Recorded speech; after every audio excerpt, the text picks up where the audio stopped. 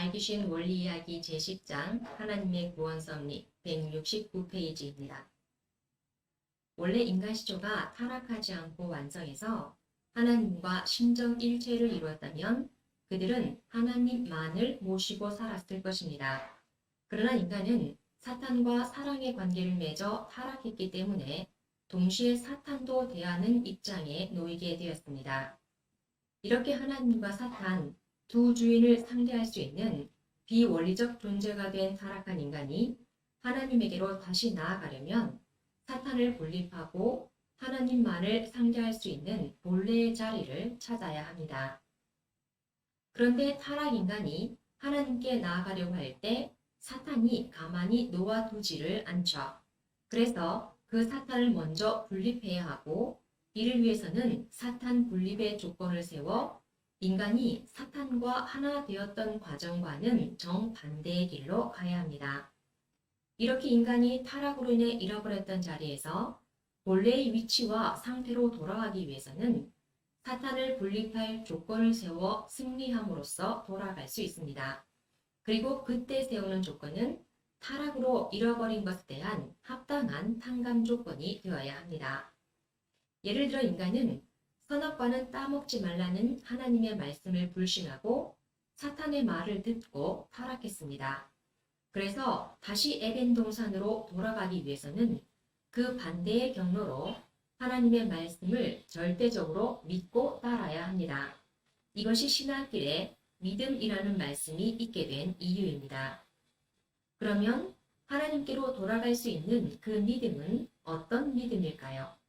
에덴 동산에서 쫓겨난 아담과 해와는 따먹는 날에는 정령 죽는다는 말씀에도 불구하고 선악과를 따먹었습니다. 죽음도 각오하고 따먹었던 것이죠. 그렇기 때문에 다시 하나님께 돌아가려면 역시 죽음을 각오한 믿음이 있어야 합니다. 그래서 죽고자 해야 산다는 생명을 넘어선 믿음을 요구하는 것입니다. 내 마음을 다하고 목숨을 다하고 뜻을 다하여 주 너희 하나님을 사랑하라는 말씀처럼 하나님께로 다시 돌아가기 위해서는 마음을 다하고 목숨을 다하고 뜻을 다하는 믿음, 죽음을 각오한 믿음이어야 한다는 것이고 이렇게 하나님께로 돌아갈 수 있는 그 믿음을 원리에서는 믿음의 기대를 세웠다라고 말합니다. 하나님을 믿는다고 믿음의 기대가 세워지는 것이 아니라 하나님이 믿을 수 있는 사람이 되어야 믿음의 기대가 세워지게 된다는 것이죠. 하나님에 대한 믿음을 가진 사람은 많았습니다. 그러나 믿음의 기대를 세운다는 것은 쉬운 일이 아닐 것입니다.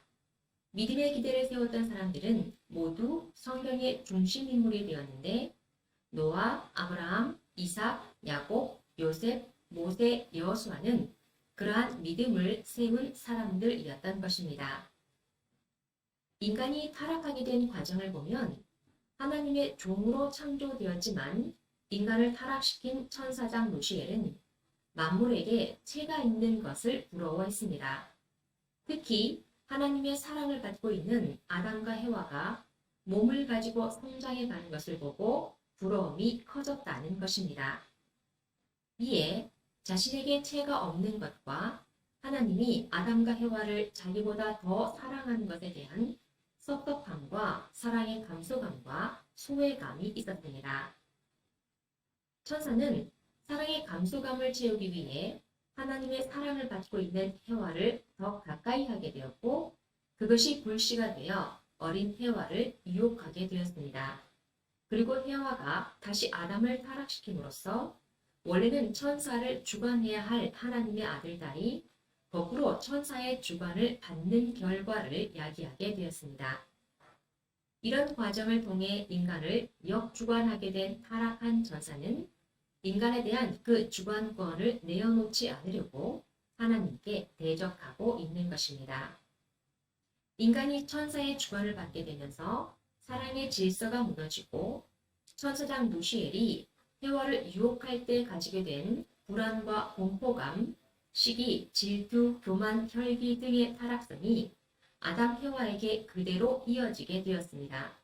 그렇게 인간은 하나님이 창조하신 본래의 마음을 잃어버리고 사탄의 타락성을 가지게 되었던 것입니다. 너희 아비의 욕심을 너희도 행하고자 하느니라는 말씀처럼 타락함으로 갖게 된 너희 아비의 욕심, 즉 자기를 중심한 욕망을 채우려는 타락성을 창조 본성보다 더 크게 가지게 되었습니다. 이 타락한 악의 성품으로 사탄이 인간에 대한 자기 소유를 주장하고 있기 때문에 사탄에게 속한 타락성을 그대로 가지고서는 하나님께 돌아갈 수가 없다는 것입니다. 타락성이 무엇일까요? 자기 욕심을 앞세운 마음입니다. 아버지의 아들이면서도 아버지보다 자기를 먼저 생각하는 마음, 자기를 앞세우는 말과 행동, 생각과 감정이 타락성인 것이죠. 타락성은 미움에서 나오는 것으로 사랑이 없는 곳에서 시기 질투가 나오고 교만이 나오고 혈기가 나옵니다. 그렇다면 이 타락성을 어디서 어떻게 청산할 수 있을까요? 타락성은 오직 사랑으로만 벗을 수 있습니다. 사랑해야 혈기가 없어지고 교만이 없어지고 시기와 질투가 없어진다는 것이죠. 그래서 기독교의 주요 가르침이 사랑하라입니다. 내 이웃을 내 몸과 같이 사랑하라 하시고 내 계명은 곧 내가 너희를 사랑하는 것 같이 너희도 서로 사랑하라 하는 이것이니라고 하시는 것입니다. 사랑의 길은 타락한 인간이 사탄을 분립하고 잃어버린 본성을 회복하기 위해서 반드시 가야 할 길이고 원리에서는 이 타락성을 걷기 위한 탕감 조건을 세우는 것을 실제 기대를 이루는 것이라고 말합니다. 어느 율법학자가 예수님께 내가 무엇을 하여야 영생을 얻으리까? 라고 묻자 예수님은 바로 대답하지 않으시고 그에게 되물으셨습니다. 율법에 무엇이라 기록되었으며 내가 어떻게 읽었느냐? 그가 답하기를 내 마음을 다하며 목숨을 다하며 힘을 다하며 뜻을 다하여 주 너의 하나님을 사랑하고 내 이웃을 내 몸과 같이 사랑하라 하였나이다. 예수님은 말씀하셨습니다. 네 대답이 옳도다. 이를 행하라. 그러면 살리라. 그렇게 마음을 다하고 목숨을 다하고 힘을 다하고 뜻을 다하여 주 하나님을 사랑하는 것이 믿음의 기대를 이루는 것이고 내 이웃을 내 몸과 같이 사랑하는 것이 실제 기대를 이루는 것입니다.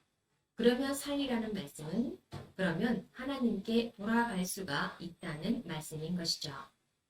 사탄을 분립하기 위해서 믿음의 기대와 실제 기대를 뜻맞게 세운 뒤에 우리는 메시아를 맞이하여 원죄를 벗고 하나님께로 돌아가게 됩니다. 요한복음에 진실로 진실로 내게 이르노니 사람이 거듭나지 아니하면 하나님 나라를 볼 수 없느니라는 말씀처럼 타락인간이 메시아를 맞아 원죄를 벗고 다시 태어나야 합니다. 그래서 예수님은 내가 곧 길이요 진리요 생명이니 라고 말씀하시고 이어서 나로 말미암지 않고는 아버지에게로 올 자가 없느니라고 하셨던 것입니다. 예수님은 떡과 포도주를 축복하고 나눠주시며 받아 먹어라 이것은 내 몸이니라 이것은 죄 사함을 얻게 하려고 많은 사람을 위하여 흘리는 바 나의 피 곧 언약의 피니라 하셨습니다.